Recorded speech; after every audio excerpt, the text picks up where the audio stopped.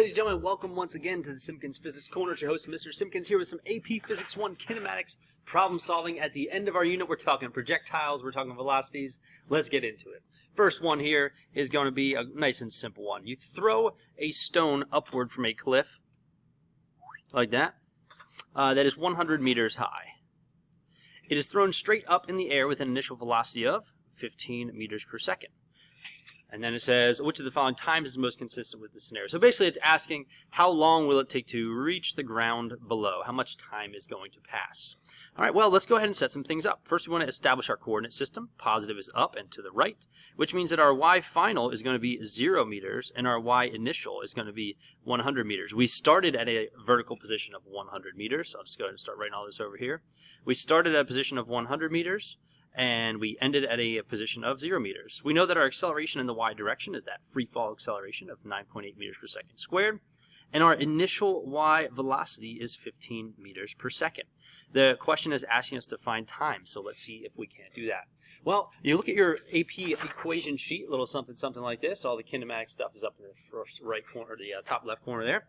And the only equation that has time and stuff with velocity and position and all the things we actually have is that second equation. And so if I translate that second equation into the y version, it looks like this.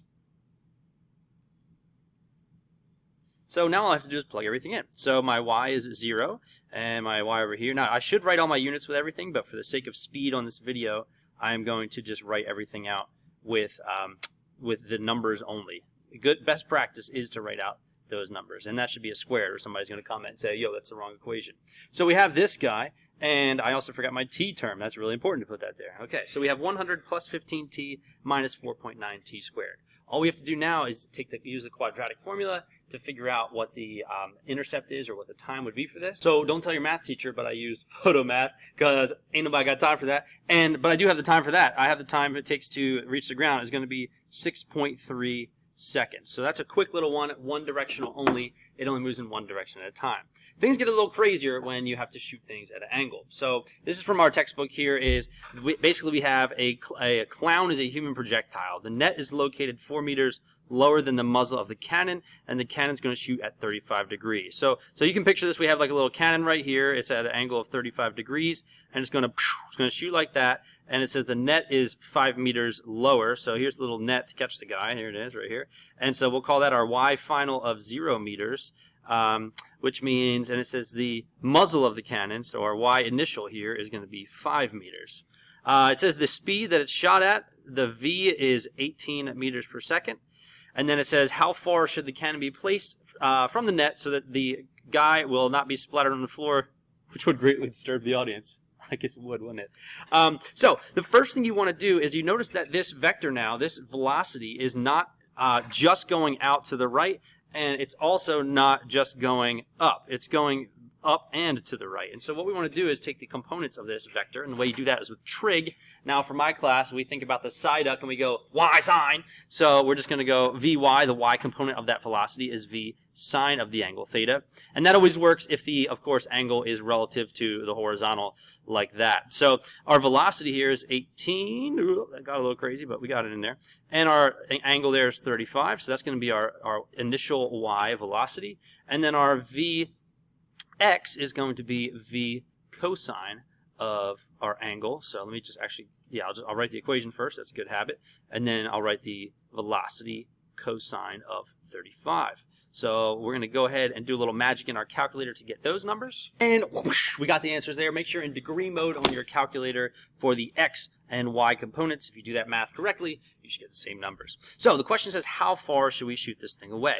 Well, we know that for projectiles, the horizontal velocity is constant. In other words, once we start moving to the right at a certain rate, we're going to keep moving to the right at a certain rate because there's no horizontal forces acting in that direction. But if I take this and I say, all right, well, Vx is equal to the displacement over time, you notice that I don't know the displacement and I don't know the time. So that's a little tricky. But t is key. Let's see if we can find that time with the y-directional stuff. Because we know a lot of stuff about the y-direction, don't we? We know that the y initial is 5. We know that the y is 0. We know that the ay is negative 9.8. And we know that the v initial y is going to be positive up in the air, 14.75 meters per second. Oh my goodness, I want time. guess what equation I'm going to use? The same one. So here we go. We got y equals y initial plus v initial yt plus 1/2 ayt squared. And we're going to go ahead and drop all of our values in there. So we have 0 equals 5 plus 14.75t minus 4.9 t squared. Y'all see where the 4.9 is coming from, right? It's half of negative 9.8. It's negative 4.9. And so, don't tell your math teacher, but I'm going to photomath that piece too. Like, seriously, it's 2021, bro. So, the time there is 3.3 seconds is going to be the time it takes to go up and come back down. All right? Now, how do we finish this one off? Well, it said how far do we have to place it away? So, x equals v initial x times t, all right? That actually is a derivative of this really long expression if you think about it, right? Because there's no x acceleration, and so all you have is this, and this is your change in x, and yeah, it's basically the definition of velocity solved for delta x. All that's to say, just drop this in here. We got 14, oh my goodness, big rip, hold the video. You see, even the pro has his moments. Do you guys see what I did? Check this out. This is the x component of velocity, 14.75. This is the y component of velocity. Now, I would be silly to say that there is acceleration in the horizontal direction, and so here is where I messed up. I put the x value of velocity in for the y value of velocity. What a silly goose I am. So let me fix that real quick. 10.32, that's going to fix that.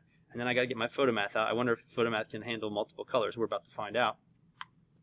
Rainbow math, and it does work. The time is 2.51 seconds if I use the y component of the velocity, which is the right thing to do. So now that I have the right time, you see I caught that because then I went down to Vx. I'm like, I feel like I already used that number. So here it is, 4.75 meters per second times our hang time of 2.51 seconds, and we're going to have our answer out of the calculator. I don't need to pause because this is a quick one. So here it goes. Boom, 37 meters away, so as not to disturb the audience by splattering the great Flyansky.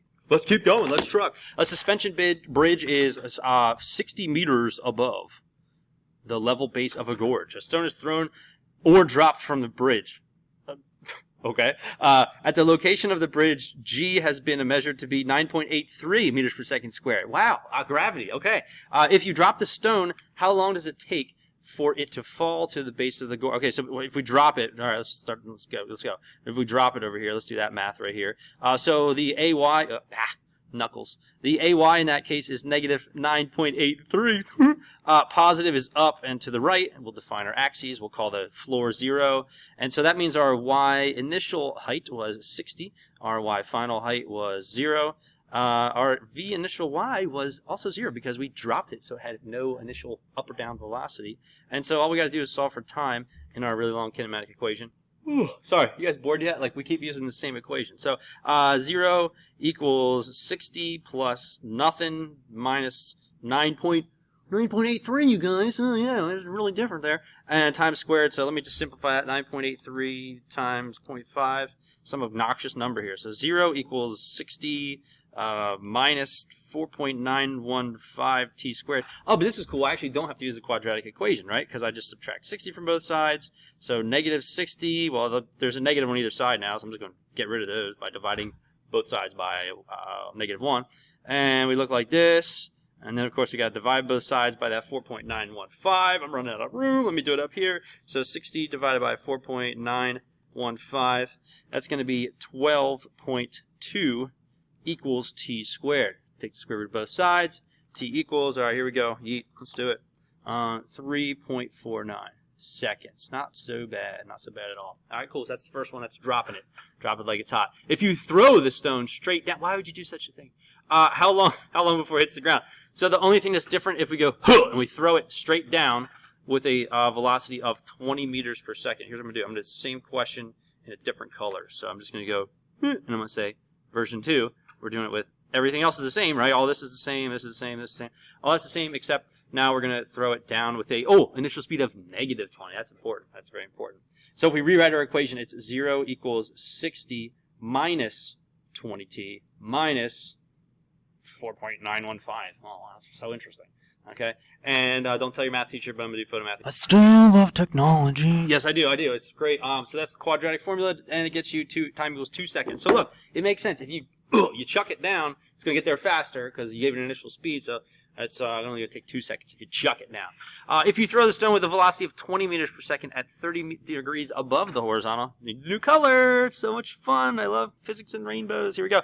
How far from the point directly below the bridge will it hit the level ground? So it's basically saying what is the range of this projectile. Now, we kind of already did one like this, but sure, why not? The first thing you always want to do whenever you see an angle is get your Vx and your Vy. So our Vx is going to be V cosine of theta, and our Vy is going to be V sine of theta. So how's that look? Looks like 20 cosine of 30, and then we got over here, we got 20 sine of 30. All right, time is of the essence, folks. So you always get your components first, right? So we got our Vx and our Vy, and we usually know more stuff about the y direction. In this case, we do also. So like, our y final is 0 because we hit the ground, and our y initial is 60. Sorry, that looks like that's supposed to be a y. My bad. And then we have AY is going to be making it 9.83. Oh, it's so much more interesting. It's not. And then we're going to use the same old to find the time, and then you circle back with the time. Jen Psaki, circle back. And then you got Vx times t right there to solve for the final position. So it's the same strategy. I'll just show you the math. Go back and watch the last one, the problem right before this, if you want to be talked through it again. All right, so we see again, let me just show you what I did. I used the second kinematic equation right here to solve for how long it takes, or how long it's in the air for. Then I used that time down here with the x component of velocity to figure out the range